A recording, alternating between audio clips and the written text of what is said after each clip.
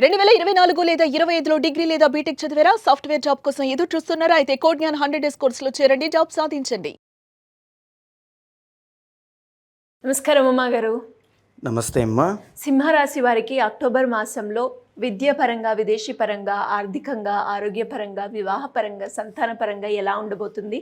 ఎన్ని గ్రహాలు వీరికి అనుకూలిస్తున్నాయి? ఏ సందర్భాల్లో జాగ్రత్త పడాల్సిన అవసరం ఉందంటారు? తప్పకుండా అమ్మా. సింహరాశి వాళ్ళకి మనం చూసుకుంటే అండి, ఈ అక్టోబర్ మాసంలో అందరికీ కూడా అన్ని రాశుల వాళ్ళకి కూడా 6 గ్రహాలు ట్రాన్సిట్ అనేటువంటిది కనబడుతుందండి. సంచారము అనేటువంటిది మారుతోంది. దీని మూలకంగా అన్ని రాశుల వాళ్ళకి విభిన్నమైనటువంటి మార్పులు కనబడుతున్నాయి.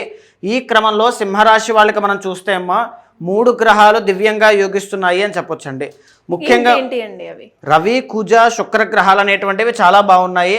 అయితే ఫస్ట్ ఆఫ్ ఆల్ ఈ గ్రహ సంచారం అనేటువంటిది ఏ విధంగా ఎఫెక్ట్ అయింది, ఏ రాశుల్లోకి మారారో చూస్తే కనుక లగ్నంలో కేతుగ్రహ సంచారం అలాగే కొనసాగుతోందండి. ఇక్కడ ఎలాంటి మార్పులు లేవు. 2వ స్థానంలో శుక్ర సంచారం అనేటువంటిది 9వ తారీఖున కలుగుతోంది. దీని మూలకంగా శుక్ర బలం అనేటువంటిది పెరుగుతుంది, బాగుందండి. 3వ స్థానంలోకి రవి, బుధ, కుజగ్రహ సంచారాలు నడుస్తున్నాయి. 17వ తారీఖున రవి ఎంటర్ అవుతున్నారు. బుధగ్రహ సంచారం 2వ తారీఖున వస్తుంది. కుజుడు ఆల్రెడీ అక్టోబర్ 1 నుంచి కూడా 3వ స్థానంలోనే ఉంటున్నారు. అక్టోబర్ 10వ తారీఖున శనిగ్రహ సంచారం సప్తమంలోకి రాబోతోంది. సప్తమంలో ఆల్రెడీ రాహు ఉన్నారు. వీళ్ళిద్దరూ కలిసి కాంబినేషన్ క్లస్టర్ అనేటువంటిది ఏర్పాటు చేసుకుంటూ వీళ్ళిద్దరూ కలిసి కంజంక్షన్ అనేటువంటిది ఏర్పడుతోంది. తర్వాత 12వ స్థానంలోకి గురుగ్రహ సంచారం అనేటువంటిది రాబోతోంది అక్టోబర్ 1 వీక్ నుంచి. ఇది కూడా ఒక ఆర్థిక ఇబ్బందికి ఒక మూల కారణము అని చెప్పొచ్చండి. సో ముఖ్యంగా మనం మాట్లాడుకుంటే అండి, లగ్నంలో ఉన్నటువంటి కేతుగ్రహ సంచారము అనేటువంటిది కాస్త ఒడిదుడుకులు ఎక్కువగా వచ్చేటట్టుగా, ఈ మానసికమైనటువంటి చింతన చాలా ఎక్కువగా పెరిగేటట్టుగా, సో ఈ ఓవర్ థింకింగ్, యాంగ్జైటీ, డిప్రెషన్ కానీ వీటికి సంబంధించిన విషయాల్లో మీరు చాలా కేర్ఫుల్గా ఉండాలండి. చాలా జాగ్రత్తగా ఉండండి. ఈ 2వ స్థానంలో ఉండేటువంటి శుక్రబలము అనేటువంటిది మీకు సినీ, నాటక, కళారంగాల్లో మీరు ఉన్నటువంటి వాళ్ళైతే, తర్వాత నృత్య, గీత, వాద్యాది రంగాల్లో ఉన్న వాళ్ళైతే, లేదనుకుంటే ఏఐ, వర్చువల్ రియాలిటీ వీటికి సంబంధించిన వాళ్ళైతే 100% అది మీకు చాలా బాగా కలిసి వచ్చేటువంటిది.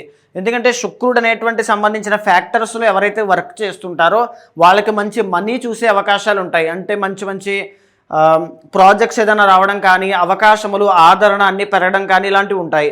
ఇదే కాకుండా శుక్రబలం అనేటువంటిది బాగుంది కాబట్టి నూతన వస్త్ర, వాహన, ఆభరణ, వస్తు యోగాలన్నీ కూడా కొనుక్కునేటువంటి యోగము ఈ శుక్రుడి వల్ల మీకు పడుతుంది అని చెప్పచ్చు 100%. అయితే ఈ 3వ స్థానంలోకి వద్దామమ్మా. ఈ 3వ స్థానంలో ముందుగా ఉన్నటువంటి రవిగ్రహ సంచారాన్ని చూస్తే, సో అక్టోబర్ 17th దాకా రవి 2వ స్థానంలో కన్యలో ఉంటారండి. అక్టోబర్ 17th తరువాత నుంచి 3వ స్థానం పెట్టిన తులారాశిలో నీచ స్థితిలోకి వెళ్తూ ఉన్నారు. దీనివల్ల ఏం జరుగుతుంది, హెల్త్ అనేటువంటిది పాడయ్యే అవకాశాలు ఉంటాయి. జీర్ణ వ్యవస్థకి సంబంధించిన ఆరోగ్య సమస్యలు వస్తూ ఉన్నాయి, జాగ్రత్తగా ఉండాలి. ఇంకా రెండవది ఏంటి అంటే బ్లడ్ ప్రెషర్ కావచ్చు, హార్ట్కి సంబంధించిన ఇబ్బందులు, టెన్షన్స్ ఎక్కువగా తీసుకోవద్దు, చాలా జాగ్రత్తగా. ఎస్పెషల్లీ మఖా నక్షత్రం వాళ్ళు, ఎందుకంటే అధిపతి కేతు కాబట్టి, ఇక్కడ కూడా అధిపతి లగ్నంలో కేతు ఉన్నారు కాబట్టి మఖా నక్షత్రం వాళ్ళు చాలా కేర్ఫుల్గా ఉండండి ఆ విషయంలో. అదేవిధంగా 3వ స్థానంలో కుజగ్రహ సంచారం చాలా బాగుంది. ఇక్కడ మనం బాగా గమనిస్తే 17th తర్వాత నుంచి రవి, కుజులు ఇద్దరు కూడా థర్డ్ హౌస్లో బాగా యోగిస్తూ ఉన్నారు. దీనివల్ల ఏం జరుగుతుంది అంటే పట్టుదలగా అనుకున్నటువంటి కార్యాన్ని సాధించుకుని తెచ్చుకునేటువంటి యోగం పడుతుంది అన్నమాట. సో చాలా మంచి యోగం అండి ఇది, ఈ కలయిక అనేటువంటిది. అయితే 17 వరకు పనులన్నీ కూడా పెండింగ్ పడడం, ఏది పూర్తవకపోవడం, ఒక తెలియనటువంటి టెన్షన్ ఏర్పడడం కానీ ఇలాంటివి ఎక్కువగా కనబడుతూ ఉన్నాయి. అదే 17th తర్వాత నుంచి రవి యోగిస్తున్నారు కాబట్టి పనులన్నీ సకాలంలో పూర్తవడం, తర్వాత రాజకీయవేత్తలకి, రాజకీయ నాయకులకి, బంగారం వ్యాపారం చేసే వాళ్ళకి అందరికీ కూడా ఒక కాన్ఫిడెన్స్ అనేటువంటిది మీలో మీకే పెరుగుతుంది. ఒక పదవీ యోగం పట్టే అవకాశం ఉంటుంది.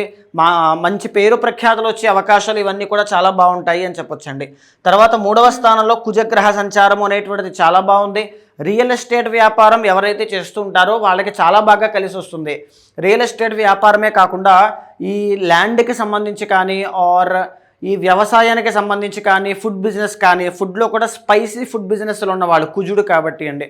తర్వాత ఇలాంటి వాళ్ళందరికీ కూడా చాలా బాగుంటుంది. బిజినెస్ అంతా కూడా గ్రో అయ్యే అవకాశాలు ఎక్కువగా కనబడుతున్నాయమ్మా ఈ కుజ బలం వల్ల, చాలా మంచిదండి. తర్వాత న్యాయపరమైన చిక్కులు, కోర్టు వ్యవస్థ, కోర్టుపరమైనటువంటి చిక్కుల్లో ఉన్న వాళ్ళకి కూడా ఉపశమనము అనేటువంటిది కుజుడు బలం పెరగడం వల్లే చాలా బాగుంటుంది. అప్పులు కూడా తీర్చేటువంటి యోగం కుజుడు యోగిస్తున్నారంటే అప్పులు ఉన్నటువంటి అప్పుల నుంచి కూడా బయటకు వస్తారనమాట.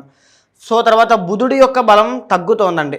ఈ బుధుడి బలం ఎప్పుడైతే తగ్గుతోందో ముఖ్యంగా వ్యాపారం చేసే వాళ్ళకి, ఎలాంటి వ్యాపారము, communication, e commerce, exports and imports, తర్వాత ఈ యొక్క జర్నలిజం కావచ్చు, లేకపోతే ఇలాంటి వ్యాపారాలన్నీ కూడా, డేటా సెంటర్స్, కాల్ సెంటర్స్, మాట్లాడేటువంటి వృత్తులు అన్నీ కూడా కాస్త జాగ్రత్తగా ఉండాలి.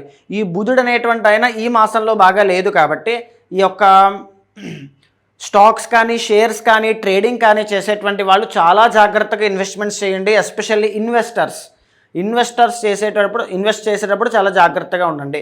ఇదే కాకుండా ఇందాక అడిగిన దాంట్లో విదేశ యోగం కోసం అడిగారు కదమ్మా, విదేశాలు వెళ్ళాలి అని కోరుకునేటువంటి వాళ్ళకి ఖచ్చితంగా వెళ్ళేటువంటి యోగం పట్టబోతోంది. సో అది 100% జరగబోతోందండి. ఎందుకంటే థర్డ్ లార్డ్ ఏంటైనా 7th హౌస్లో చాలా బాగున్నారు కాబట్టి కాంబినేషన్ 100% మీరు విదేశాలు వెళ్ళేటువంటి యోగం ఉంటుంది.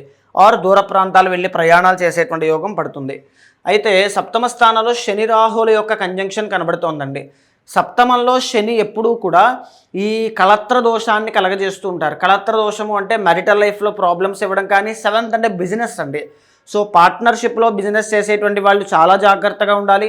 7th హౌస్లో రాహుగ్రహ సంచారం ఉంది కాబట్టి రాంగ్ డైరెక్షన్లోకి వెళ్ళే అవకాశాలు ఉంటాయి.